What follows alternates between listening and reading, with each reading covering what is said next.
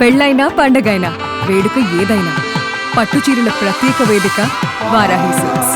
ఎందుకు కిరణ్ బేడి గారు ఉన్నప్పుడు పెద్దగా అభివృద్ధి చెందలేదు యానాము అని అంటారు ఎందుకు? అవును ఈజ్ కిరణ్ బేడి కొన్నాటికి అడ్డపడిందే తప్ప నేను మిగతావి ఆ టైంలోనే ఇంజనీరింగ్ కాలేజీకి గవర్నమెంట్ ఆఫ్ ఇండియా నుంచి శాంక్షన్ తీసుకొచ్చాను, ఆయుష్ హాస్పిటల్ తీసుకొచ్చాను, 100 బెడ్ ఆయుష్ హాస్పిటల్ తీసుకొచ్చాను, సాయి స్పోర్ట్స్ సెంటర్ తీసుకొచ్చాను, జిప్మెరు ఇక్కడ బ్రాంచ్ని జిప్మెరు తీసుకొచ్చాను. ఇలాగ చాలా చాలా టూరిజం ప్రాజెక్ట్స్ చాలా ప్రాజెక్టులు తీసుకొచ్చాను. కానీ దాన్ని కంప్లీట్ అవ్వకుండా ఓన్లీ కట్టడాలు మొదలుపెట్టే స్టేజ్లోనే ఉన్నాయి తప్ప పూర్తయ్యే పరిస్థితి ప్రజలు ఇది చూసి ఇది తెచ్చారా, కిరణ్ బేడిని వ్యతిరేకించి కూడా మనవాడు తెచ్చాడరా అనుకునేది కొంతమంది అది మరుగున పడిపోయే పరిస్థితి వచ్చింది. చిన్న రాష్ట్రము 30 నియోజకవర్గాలు నాకు తెలిసి ఉండేది చిన్న రాష్ట్రము. మరి ఇంత చిన్న రాష్ట్రంపై కిరణ్ బేడి గారు సగం డెవలప్మెంట్కి ఉండే సగం అడ్డుకోవడం ఎందుకు చేశారంటారా? ఇది పాండిచ్చేరిలో ఎమ్మెల్యే కానీ మంత్రి కానీ ముఖ్యమంత్రి కానీ ఇది కేంద్రపాలిత ప్రాంతం. ఆంధ్రప్రదేశ్ లాగో లేకపోతే తెలంగాణలోగో ఈవేళ ఒక నిర్ణయం తీసుకుంటే సాయంత్రానికి జీవో వస్తుంది. ఇది యూటీ. ప్రతి ఒక్క ఫైలు కూడా even group C employee transfer చేయాలంటే కూడా లెఫ్టినెంట్ గవర్నర్కి వెళ్ళాలి. ఓకే. ప్రతి ఏ ఒక్క చిన్న జీవోకు 1 రూపీ ఇష్యూ గ్రాంట్ ఇష్యూ చేయాలంటే 1 రూపీ లెఫ్టినెంట్ గవర్నర్ ఫైల్ వెళ్ళాలి. అప్పుడు ఆవిడ ఎవరికి కక్ష ఉంటే దాన్ని ఇమ్మీడియట్గా రిటర్న్ చేయడం. ఆ గవర్నమెంట్లో కాంగ్రెస్ గవర్నమెంట్లో ఏ ఒక్క పని అవ్వకుండా చేసింది ఆవిడ. నేను ఇంకా ఈ సాధించాను. అందుకనే పాండిచ్చేరి చరిత్రలో 2 సీట్లతోటి కాంగ్రెస్ ఎమ్మెల్యేలు గెలిచిన చరిత్ర, 2 సీట్లు వచ్చిన చరిత్ర అది ఓన్లీ కిరణ్ బేడి వల్లే పార్టీని కూడా ఆ విధంగా చేస్తుంది. నేను ఏ పార్టీ అయినా సరే అది నేను ముఖ్యం కాదు. ఒక ప్రజాప్రతినిధికి ఇవ్వాల్సింది, ప్రజాప్రతినిధి అసమర్థుడంటే పర్వాలేదు, మీరు వదిలేసినా పర్వాలేదు, లేదంటే మీరు డైరెక్షన్ ఇచ్చి ఈ పని ఆ పనిలో ఎంటర్ అయినా పర్వాలేదు. ఒక ప్రజల కోసం పనిచేసే వ్యక్తి ఏ పార్టీకి మనిషి అయినా కానీ ప్రభుత్వాలు సహాయం చేయవలసింది మస్ట్. అలాగే లెఫ్టినెంట్ గవర్నర్ పొజిషన్లో ఉన్న వాళ్ళు 100% చేయాలి. కానీ ఆవిడ పరిస్థితి ఆ విధంగా కాకుండా ఆవిడ కోపం, వెంజెన్సీ, ఆవిడ చెప్పిందే వేదవాకు, రాజుల పరిపాలన కంటే కూడా ఆవిడ ఒక డిక్టేటర్గా పనిచేయడం జరిగింది. అందుకని కొంత అనుకున్న కొన్ని పనులు చేయలేకపోయాం. ఆ పనులన్నీ కూడా చేస్తే ముఖ్యమంత్రి కాన్ఫరెన్స్ అయితే నేను ఎవరినో సూచించేయచ్చు, ఎవరినో పెడితే ఇక్కడే యానవాళ్ళు పెడితే మొన్న ఎలక్షన్లో కూడా నాకు వచ్చినంత మెజారిటీ రాకపోయినా వాళ్ళు గెలిచే పరిస్థితి. కానీ ఎప్పటికైతే లాస్ట్కి వచ్చిందో నా మనుషులు కూడా నేను లేనన్నప్పుడు మాలో కొంతమంది లీడర్స్ కూడా నా పేరు చెప్పొచ్చు కదా పోనీ అతను లేనప్పుడు బతుకులాడడం కదా అన్నది కొంతమంది సైలెంట్ అవ్వడం. కొంతమంది ఓటర్సు మా గురువుగారు లేరు, మీ గురువుగారు లేకపోతే నాకు ఓటేయండి అని ప్రామిస్ చేయించడం. అలాగే ఎప్పుడు కూడా ఎలక్షన్లో ₹1 డిస్ట్రిబ్యూషన్ చేయడం కానీ, ఒక మందు బాటిల్ ఇవ్వడం కానీ, ఒక బిర్యానీ పెట్టడం అన్నది నేను ఎలక్షన్లో ఎప్పుడు కూడా చేయలేదు. 30 సంవత్సరాల్లో ఏ ఒక్క ఎలక్షన్ కూడా నేను చేయలేదు. ఎవరన్నా నోటు లేకోకుండా ఇక్కడ ఎలక్షన్ జరుగుతుందా? మీరు చూడండి, పాత చరిత్ర చూడండి, ఇప్పుడు చరిత్ర 2021లో అటేపు వేలు కొందు ఖర్చు, లాస్ట్కి వచ్చేటప్పటికి యువతల సైడ్ కూడా ఖర్చు పెట్టే పరిస్థితి వచ్చింది. నిజాయితీగా చెప్తున్నాను. రేపు ఫ్యూచర్లో కానీ నేను పోటీ చేస్తే ₹1 ఇవ్వకుండా, ఒక్క మందు బాటిల్ లేకుండా, ఒక్క బిర్యానీ ప్యాకెట్ లేకుండా ఎలక్షన్లో గతంలో ఎలా చేశానో అలాగే నా ప్రజలు చేస్తారు. మీకు ఇంత అనుబంధం సార్ ప్రజలతో, మల్లాడి గారి ప్రజలకి విడదీరని అనుబంధం కదా. కిరణ్ బేడి గారు అడ్డుకున్న డెవలప్మెంట్ ఆగలేదు, ఇక్కడ మీరు తీసుకొచ్చారనమాట. మరి అంత అనుబంధం ఉన్న మీరు ఎందుకు 2021లో నేను పోటీ చెయ్యని, ఎన్నికల నుంచి తప్పుకుంటున్నాను, ఎందుకు అంత గట్టి నిర్ణయం తీసుకుంటే? నాకు ఫస్ట్ టైం ఎమ్మెల్యే అయ్యాను, సక్సెస్ఫుల్ ఎమ్మెల్యే అని చెప్పేసి పుదుచ్చేరి ప్రభుత్వం స్వతంత్రం వచ్చిన తర్వాత ఒక ఉత్తమ శాసనసభ్యుని సెలెక్ట్ చేయాలని చెప్పేసి అప్లికేషన్ పెట్టుకోండి అంటే నేను అప్లికేషన్ పెట్టాను, మిగతా వాళ్ళు పెట్టారు. యునానిమస్గా ఉత్తమ శాసనసభ్యుడు మల్లాడి కృష్ణారావు అని పుదుచ్చేరి ప్రభుత్వం స్పీకర్ సమక్షంలో CM committee member, opposition leader committee member and political parties ఏవైతే అసెంబ్లీ ఉన్నాయో మెంబర్స్ అయితే యునానిమస్గా నన్ను సెలెక్ట్ చేశారు. 3 సార్లు ఉత్తమ ఎమ్మెల్యే అవార్డు తీసుకున్నారు. ఆ విధమైన అది 2020లో, దాని తర్వాత మళ్ళీ 2025లో మళ్ళీ సెకండ్ టైం, 2021లో third time best MLA 3 times.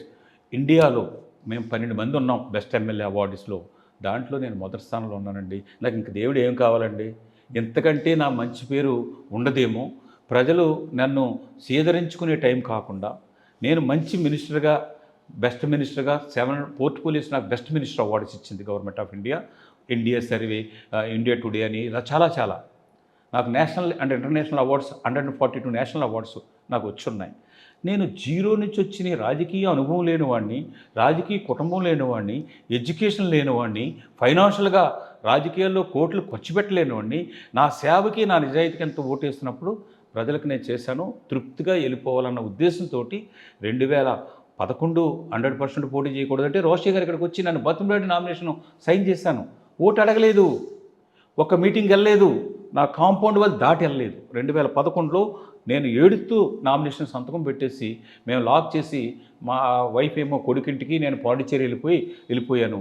మధ్యలో వచ్చి బయటికి వెళ్లకుండా అయితే హయ్యెస్ట్ మెజార్టీతో నన్ను గెలిపించారు. 81% పోలైన దాంట్లో 81% నన్ను గెలిపించారు. మళ్ళా 2016లో నువ్వు పోటీ చేయవలసిందని అంటే మళ్ళీ పోటీ చేసి మళ్ళీ హెల్త్ మినిస్టర్గా మిగతా పోర్ట్ఫోలియో అన్నీ చేశాను. ఇంకా ఇక్కడ నుంచి నేను ప్రజలకి నేను దూరంగా ఉండాలని ఒక 6 నెలల ముందు నుంచే నేను మొదలుపెట్టాను. దయచేసి నన్ను వదిలేయండి, నేను ఇప్పుడు వరకు మీకు తృప్తిగా చేశాను, నేను నా పీస్ఫుల్గా ఉండాలి, నా NGO old age home, orphans home, 1 rupee meal, preschool ఇవన్నీ కూడా నేను దాని మీద దృష్టి పెట్టాలనుకుంటున్నానని చెప్పేసి ప్రజలకు ప్రతి మీటింగ్లో చెప్పుకుంటూనే వచ్చాను. ఒక ఎన్జిఓగా, ఒక వ్యక్తిగా ప్రజలకు ఒక స్థాయి వరకే మీరు సర్వీస్ చేయగలుగుతారు. అదే చట్టసభల్లో ఉంటే, ప్రభుత్వంలో ఉంటే మరింత సేవ చేస్తారు. మీరే అన్నారు, నాకు శక్తి ఉన్నంత వరకు, ఓపిక ఉన్నంత వరకు నా ప్రజలకు నేను సర్వీస్ చేస్తూనే ఉంటానని. ఆ సర్వీస్ అనేది పరిమితం కాకూడదు, అపరిమితం కావాలి. అపరిమితం కావాలంటే చట్టసభలో ఉండాలి మనము. మీరు ఆ చట్టసభలకు నేను వెళ్ళను అంటే ఆ స్థాయిలో ప్రజలకు సర్వీస్ చేయగలరా? మీతో డబ్బు ఉండవచ్చును, ఇంకోటి ఉండవచ్చు, ఒక స్థాయి వరకు చేయగలుగుతారు. ఓకేనా? నాకు కష్టం అంటే 100 రూపాయలు ఇవ్వగలరు, కానీ ఆ కష్టం ఇంకా మరింత ఎక్కువైనప్పుడు ప్రభుత్వం ద్వారానే తీర్చగలరు మీరు. అలాంటి ప్రభుత్వంలో నేను ఉండను అంటే ఎలా? మీరు చెప్పిన దాంట్లో నేను 25 సంవత్సరాలు కంటిన్యూగా ఎమ్మెల్యేగా ఉండి, 3 సార్లు మంత్రిగా ఉండి, 2 సార్లు చైర్మన్గా ఉన్నా చేసినప్పుడు నేను ఏదనుకుంటే అది అయిపోతుంది. ఇదే మంచి పేరుతో నేను సపోర్ట్ చేసిన వ్యక్తి ఉన్నప్పుడు కూడా నడిచేస్తుందని చెప్పేసి అనుకున్నాను. కానీ ఈ 4 సంవత్సరాల 10 నెలల అనుభవంలో అధికారం లేకపోతే ఎంత స్ట్రగుల్ అవుతాం, మన ఫాలోవర్స్ గురించి, యానం డెవలప్మెంట్ గురించి ఎంత వెనకబడిపోతుంది అన్నది ఇప్పుడు తెలిసి రీథింక్ ప్రజలు నువ్వు రావాలి అని అంటే రీథింక్ చేస్తూ ఉన్నాను. మీరు రావాలి, మీరు కావాలి, మీరు కావాలి అని అంటుంటే రీథింక్ చేసి నేను ముందు చేసింది కరెక్టా తప్ప, ఇప్పుడు రాబోయే ఎలక్షన్కి ఏం చేస్తే కరెక్టు అన్నదాన్ని ఎక్కువ టైం ఆలోచన చేస్తూ ఉన్నాను. మీరు చెప్పిన దాంట్లో 100% ఆ సపోర్ట్ తోటి పాటు మనకుండే మంచి పేరుతో 2 కలయిక ఉంటే ఏదన్నా సాధించవచ్చు అన్నది ముందు ప్రూవ్ చేసాం. రాబోయే రోజుల్లో ఆ విధంగా చేయడానికి ఏంటి అన్నది ఆలోచన చేస్తూ ఉన్నాను. ఆలోచన కార్యరూపం దాల్చిన త్వరలో ఏప్రిల్ ఎలక్షన్స్ ఉన్నాయి, నాకు తెలిసి త్వరలో నోటిఫికేషన్ కూడా రానుంది. మరి ఏం నిర్ణయించుకున్నారు? బరిలో ఉంటారా ఈసారి ఎన్నికల్లో? అందరూ కూడా చాలా ఉత్కంఠగా ఎదురు చూస్తున్నారు మీ నిర్ణయం కోసం. అంటే నేను ఇంకా బరిలో ఉంటానని చెప్పలేను, బరిలో కన్ఫ్యూజన్ ఎందుకు? ప్రజల కష్టాలు చూస్తున్నారు, ఈ రోజు యానంలో ఏం జరుగుతుందో చూస్తున్నారు. ఎప్పుడు కని వినేరికని రీతిలో పేకాట శిబిరాలు ఎక్కువైపోయినాయి, మీరే రోడ్డు ఎక్కే పరిస్థితి వచ్చింది. ప్రజలు ఈ రోజు చూసే మీ చుట్టూ బారులు తిడుతున్నారు, ఇన్ని సమస్యలు చూస్తున్నారు. మీరు ఇంకా ఎందుకు కన్ఫ్యూజన్? ఎందుకు? ఎక్కడ కన్ఫ్యూజను అనేది కాకుండా నన్ను పొలిటికల్ పార్టీస్ కావాలని అనుకుంటూ ఉన్నాయి. నేను ఈ రోజు వరకు ఫస్ట్ ఇండిపెండెంట్గా ఎలక్షన్స్ చేశాను, 3 ఎలక్షన్లు చేశాను. తర్వాత 3 ఎలక్షన్లో కాంగ్రెస్ పార్టీ తరఫున చేశాను. కాంగ్రెస్ పార్టీకి రిజైన్ చేసిన తర్వాత నేను ఏ పార్టీకి జాయిన్ అవ్వలేదు. నేను సపోర్ట్ ఇచ్చాను, ఎన్ఆర్ కాంగ్రెస్కి సపోర్ట్ ఇచ్చాను, బీజేపీ కూటమికి పాండిచ్చేరిలో నేను సపోర్ట్ ఇవ్వడం జరిగింది. ఇప్పటికీ ఏ పార్టీలో కూడా జాయిన్ అవ్వలేదు. ఒక పక్కనే నేషనల్ పార్టీ బీజేపీ మీరు మాకు కావాలి, మా పార్టీలో జాయిన్ అవ్వాలి, మీకు నేషనల్ వైజ్గా కూడా ఇక్కడ పాండిచ్చేరిలోనూ ఫ్యూచర్లో కూడా మీరు ఆశించే విధంగా, ప్రజలకి ఆశించే విధంగా చేసేలాగా మేము చేస్తామని చెప్పేసి వారు పిలిచి మాట్లాడుతూ ఉన్నారు. మా దగ్గర ఉన్న ఎన్ఆర్ కాంగ్రెస్కి సంబంధించిన మా శ్రీయమ్మ గారు మేము పోటీ చేయాలి, నా పార్టీ తరఫున పోటీ చేయాలని వారు కోరుతూ ఉన్నారు. వీరిద్దరిని ఎవరిని ఒప్పించాలన్నది మీ ఇద్దరు కలిసి ఒప్పించుకోండి. మీరిద్దరూ కాకపోతే నేను వేరే డెసిషన్ తీసుకోవాల్సి వస్తుందని ఇద్దరికి కూడా చెప్పున్నాను. ఆ నిర్ణయం ఏంటి? మీరు కావాలని అంటున్నారు. ఓకే. దీంతో పాటు నేను యానం నియోజకవర్గం ఒక నియోజకవర్గం కాకుండా ఈ లాంగ్ స్టాండ్లో ఈ 30 సంవత్సరాల్లో పాండిచ్చేరిని కార్యకర్తల్లో కూడా నేను చాలామంది వేల మంది ఒక కాన్స్టిట్యున్సీలో ఒక 500 అవ్వచ్చు 1000 అవ్వచ్చు 2000 మందికి కూడా నేను ఒక అభిమానుల్ని ఏర్పాటు చేసుకోగలిగాను. మీకు ఆంధ్రప్రదేశ్ కానీ తెలంగాణలో చూస్తే 1000-2000 మందికి అయితే నథింగ్ ఏమి ఉండదు అక్కడ. కానీ ఇక్కడ ఉన్న ఓటర్సు 40,000 లోపు ఉన్న ఓటర్స్ అంతే. ఎవరు గెలిచినా 100 మీదే ఉంటుంది ఇక్కడ. మెజారిటీ. ఒక్క యానం తప్ప, ఒక్క యానం రంగస్వామి కాన్స్టిట్యున్సీ తప్ప మిగతా వాళ్ళందరూ కూడా 100, 200, 300, 600, 1000. అటువంటప్పుడు కాన్స్టిట్యున్సీలో 2000 ఓటు కానీ ఉండి మనం ఏదైనా క్యాండిడేట్ కానీ మనం సపోర్ట్ చేస్తే గెలిచే పరిస్థితి ఉంటుంది. గత ఎలక్షన్లో ముత్యాలపేట కాన్స్టిట్యున్సీలో ఒక ఇండిపెండెంట్కి నేను సపోర్ట్ చేసి గెలిపించాను పాండిచేరిలో.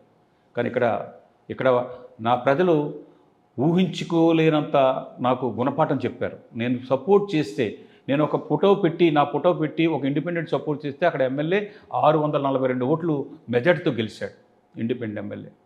ఇప్పుడు చాలా కాన్స్టిట్యున్సీలో 8 కాన్స్టిట్యున్సీలో 3 కాన్స్టిట్యున్సీలో మీ ఫోటో పెట్టి మీరు ఎస్ అని అంటే మీ ప్యానల్ తరపున మీరు ఇండిపెండెంట్గా పోటీ చేయమంటే ఇండిపెండెంట్గా పోటీ చేస్తామని పాండిచ్చేరిలో రెడీగా ఉన్నారు. నేను తీసుకునే నిర్ణయం వాళ్ళ 3 కాన్స్టిట్యున్సీలు ఏం చేస్తాను అన్న దాని మీద నేను చూసి ఇప్పుడున్న BJP national party NDA support లేకుండా ఏమీ మనం చేయలేము. ఈవేళ సెంట్రల్ కేంద్రపాలిత ప్రాంతం ఉందంటే ఈ 4 సంవత్సరాల 10 నెలల్లో అనేకమైన వేలాది కోట్ల రూపాయలు ఇచ్చి ఉంది. ఎందుకంటే మీరు స్టేట్లో ఒక రాష్ట్రంలో ఇక్కడ ఒక పార్టీ అక్కడ ఒక పార్టీ ఉన్నా ఫైట్ చేసి కొంతవరకు చేసుకోవడానికి కొంత చేయలేకపోవడం ఉంటుంది. కానీ కేంద్రపాలిత ప్రాంతం సెంట్రల్ సపోర్ట్ లేకుండా ఒక్క ఈసమిత్తు కూడా నడవదు. అలాగే ఇప్పుడు కేంద్రంలో ఎన్డీఏ ప్రభుత్వం ముఖ్యంగా 2016-21 చూసుకుంటే 21 నుంచి ఈ 2006 వరకు చూస్తే ఎక్సలెంట్గా ఈ బడ్జెట్లో కూడా బ్రహ్మాండమైన వేలాది కోట్ల రూపాయలు ప్రొవైడ్ చేస్తున్నారు. అందుకని మనం ఒక నేషనల్ పార్టీలో ఉంటే ఏ విధంగా ఉంటుంది, స్టేట్ పార్టీలో ఉంటే ఏ విధంగా ఉంటుంది, ఈ రెండూ కాకుండా ఇండిపెండెంట్గా ఉండి మనం ఒక 3-4తోటి మళ్ళా తిరిగి అసెంబ్లీలోకి ఎంటర్ అయితే ఎలా ఉంటుంది, లేదు మనం అక్కడ ఉన్న వాళ్ళకి సపోర్ట్ చేసి ఇక్కడ మనం ఫీల్డ్లో ఉండాలా, ఉండకన్నా కూడా మనం ఇక్కడ క్యాండిడేట్ని గెలిపించాలా, ఈ విధంగా అయినా ఉన్నాం. ఎందుకంటే ఏజ్ రీత్యా కూడా 62 సంవత్సరాలు వచ్చింది. ఇంకా 5 సంవత్సరాలు పనిచేయడానికి నాకు అంత శక్తి ఉండదా? ఏపీలో వరదరాజు రెడ్డి గారు మీకు పరిచయం అయ్యారు, ప్రొద్దుటూరు ఎమ్మెల్యే. 80+, ఐ థింక్ 84 అనుకుంటా ఆయనకు. మొన్నటికి చెన్నకేశ్వర రెడ్డి గారు ఎమ్మిగ్నూరు ఎమ్మెల్యేగా పనిచేశారు, 80+ అనమాట. చంద్రబాబు నాయుడు గారు ఈరోజు 74 సంవత్సరాలు, ఇంకా ఎంత చలాకీగా ఉన్నారు. మీరు 62 సంవత్సరాలు పొద్దున గ్రౌండ్లో యువకులతో పాటు పరిగెడుతున్నారు, వాకింగ్ చేస్తున్నారు, చాలా చలాకీగా ఉన్నారు. వయసు గురించి మీరు ఆలోచించడం ఏంటి? అంటే అందరూ మీరు మోడీ గారితోటో లేదా చంద్రబాబు నాయుడు గారితోటో మీరు ఒక 4 పేర్లే చెప్పగలిగారు. ఇన్ని వేలాది మంది ఉన్నప్పుడు ఎందుకు చెప్పలేకపోతున్నాం? మిగతా వాళ్ళందరూ కూడా 60 ఆగిపోయే వాళ్ళు ఉంటారు. Rare persons. ప్రజాదరణ లేని వారు ఇక తమ వల్ల కాదులే, ప్రజలు ఆదరించడం లేదనుకున్న వారు ఆగిపోతారు. ప్రజాదరణ మెండుగా ఉన్న మల్లాడి కృష్ణారావు గారు ఆగిపోవడం ఏంటి? అంటే నేను ప్రజాసేవలో ఆగిపోదామని ఉద్దేశం లేదు.